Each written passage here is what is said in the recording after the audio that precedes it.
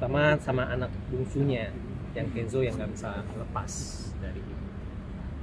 Kemudian yang ketiga itu Paula tuh sulit bersama anak-anaknya dalam kurun waktu 2 bulan ini gitu ya, karena harus ke kantor Pak Im, sementara kantor itu bukan area netral atau bukan rumah lah ya.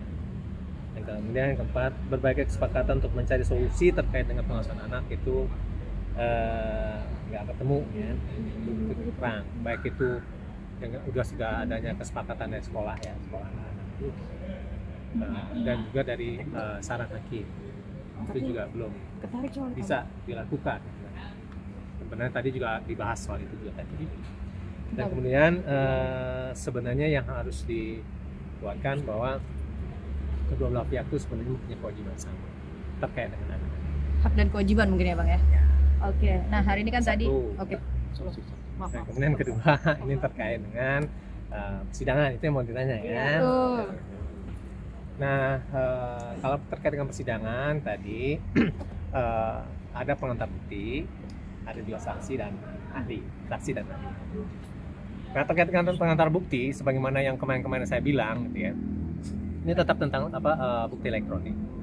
Jadi begini teman-teman ya, terkait dengan bukti elektronik mungkin saya harus jelaskan, gitu ya. Dia ada bukti sah, ada bukti yang tidak sah, yang didapat secara ilegal. Jadi begitu ya. Nah terkait dengan bukti yang tidak sah itu, dalam persidangan bukti-bukti, kalau misalnya itu adalah bukti dokumen, dia harus ada pembanding. Mana yang aslinya? Nah, maka dimunculin tuh aslinya. Ini asli, ini dokumen, kopi. Jadi kopi dari asli. Gitu kan? Itu kalau misalnya dokumen. Tapi kalau bukti elektronik, dia harus dari mana dia itu diambil. Itu harus clear. Ya. Nah, dari situ akan ketahuan sebenarnya yang diberikan itu yang sudah dirubah atau tidak, atau yang sudah rusak atau tidak. Teman-teman lebih tahu. Kalau sekarang nih kan ada editing, gitu kan? Nah, itu artinya tuh bukti itu sudah tidak otentik, Orisinil ya. tidak orisinal. Nah, jadi itu harus diambil dari bukti pertama kali itu muncul. Itu harus diperlihatkan. Nah, dengan begitu nanti akan kelihatan tuh antara database data dengan metadata. Itu akan terlihat nanti. Kalau misalnya itu tidak terlihat, artinya itu tidak otentik. Pengadilan semestinya itu tidak menerima. Karena apa? Karena dia bukan bukti yang bisa dipertimbangkan sebagai bukti yang otentik, karena bisa saja sudah mungkin dan patut tidak bisa berubah gitu, karena teman-teman lebih tahu ya. Itu satu hal terkait dengan bukti. Dan kemudian ya ada juga kalau misalnya bukti itu diambil dari handphone yang lain, itu namanya illegal access yang ada ancaman hukumannya di situ di dalam undang-undang ITE.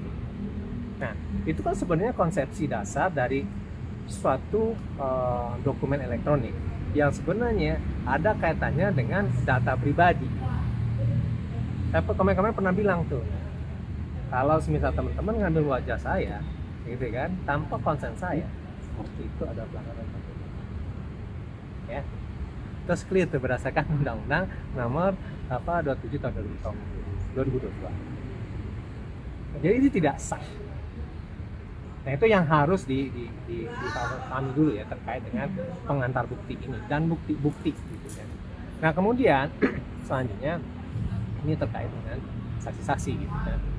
Ya saksi-saksi ya kita menilai ya ini kan versi mereka ya, apa sih gitu kan, apa aja. Tapi ya satu hal yang menarik sebenarnya ya kita yakin dari kita klarifikasi tadi gitu kan. Itu kan terkait dengan bukti, dan kemudian beberapa hal memang mendukung dalil-dalil kita malah gitu kan. Bang, terkait illegal access ini kan suami istri Bang, apakah itu bisa Masuk dibilang illegal access. Pada waktu itu kan masih suami istri. Iya. Enggak dong, tetap aja yang namanya ya kalau misalnya ada konsen ya oke, tapi kalau misalnya nggak ada konsen, nggak ada persetujuan gimana, nggak bisa lah.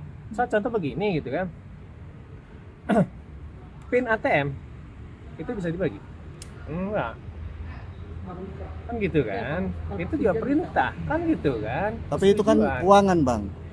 Itu saja, tidak hanya keuangan, semuanya dia itu yang berkaitan dengan data pribadi, apalagi itu adalah data yang khusus ya, itu tadi khusus tuh, data pribadi khusus gitu kan, itu memang harus dengan konsen gitu kan. Misalnya dibilang bahwa ini kan sudah persetujuan, iya pertanyaannya persetujuannya itu sejauh mana kan gitu kan.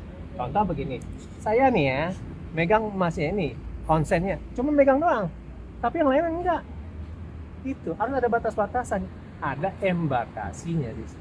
Tapi kalau misalnya nggak ada, berarti sudah ada pelanggaran, gitu kan? Itu kira-kira dari kami. Kalau tadi saksi itu Kalau suami istri kan Ini. tidak terbatas. Itu dua orang yang sama atau berbeda? Ya berarti kalau saudara pasti Itu berbeda. makanya Tapi kan. dia- Itu makanya dua orang yang berbeda, nggak bisa disamakan. Itu makanya PIN pun juga kepada siapapun itu tidak boleh diberikan. oke. Boleh kan? Ya. Tapi kan itu pin bang, ini kan masalahnya Kata kita, enggak. kata hukum kan kagak. Hmm. Karena Oke. hukum itu ada kaidah, ada melarang, membolehkan, dan mengecualikan. Hukum mengatakan melarang. Oke Bang, mengenai saksi tadi kan Oke. salah satunya disebutkan Itu bahwa berat tuh, ada kalau mengada hukum Bang, berat. tak dulu Gas. psikolog yang katanya ada dihadirkan dan netral ya. Nah, dari pihak BAIM sendiri merasa bahwa dia merasa lega lah karena ada dari ahli yang bisa menjabarkan kondisi anak-anaknya yang bahwa tahu sebenarnya kondisi anak-anaknya psikologisnya seperti apa. Nah, ini gimana Bang? Ini berarti membantah statement Abang yang awal bahwa tadi anak-anak dekat sama ibunya, anak-anak nggak mau pisah, seperti apa sih Bang? Ya kita ada buktinya juga nanti ya. Tapi memang gitu kan, ini terkait dengan metodologi kan. Nah makanya metodologi itu yang dipertanyakan gitu kan. Nah dari metodologi itu kan nanti berproses ya, dari proses itu memunculkan output atau hasil dari penelitian itu sendiri gitu kan. Kalau kami menilai bahwa ya itu menguntungkan kami malah. Abang merasa ini nggak sih kayak Ya itu nantilah, karena itu sangat sensitif. Bang, ini kan saksi dari pihak BAIM semua ya Bang ya. Nah ini merasa ada suatu ini nggak sih Bang ya permainan atau yang sudah diatur gitu, karena tekanan karena ini kan dari pihak BAIM semua nih, orang-orang kantornya, circle-nya dia. Ini memang jatah dia, gitu kan, dalam artian secara prosedural gitu ya. Ini kan suatu persidangan yang jawab-menjawab. Nah jawab-menjawab itu sekarang ada jatahnya dari pihak penggugat, gitu kan, atau pemohon. Itu diberikan ruang sebebas-bebasnya. Gitu kan. Nanti juga akan diberikan ruang sebebas-bebasnya bagi kami untuk mengkantornya. Itu makanya kemarin kalau misalnya saya puas sudah terbukti macam enggak, ini masih berproses, oke? Bang, ada dua saksi menanggapi fakta yang isu bahwa mengetahui ada bahwa kejadian ya Nggak terjadi katanya. apa-apa, nggak terjadi. mau dihadiri. Nggak ada, itu nggak terbukti Benarkah, apa-apa. Bang? Di dalam Di dalam Nggak kamar ada, katanya, nggak Bang. ada. Saya nggak ngomong itu ya, itu udah pokok perkara itu ya.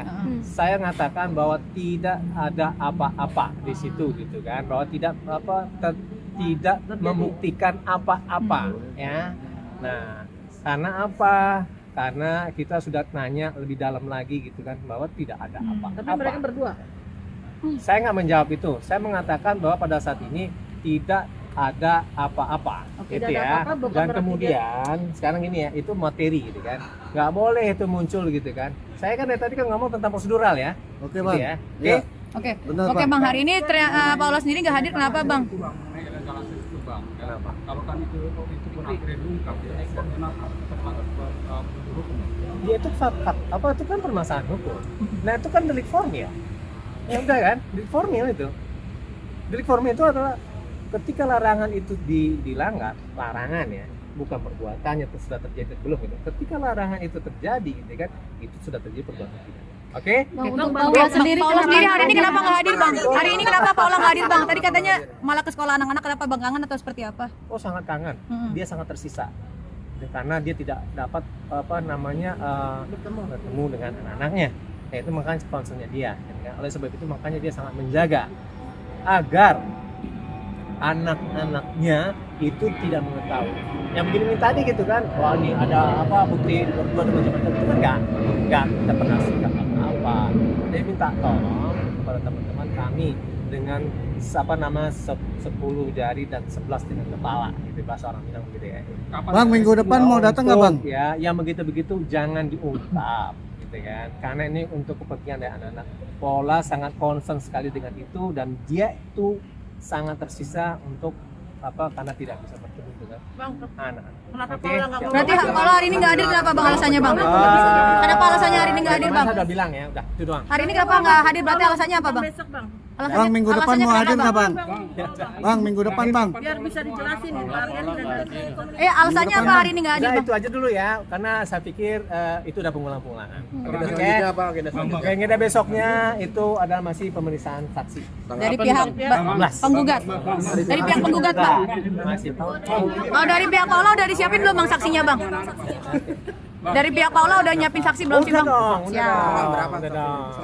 Belum lah. Belum ya? Kejauhan banget, jauh banget itu. Oke, udah ya.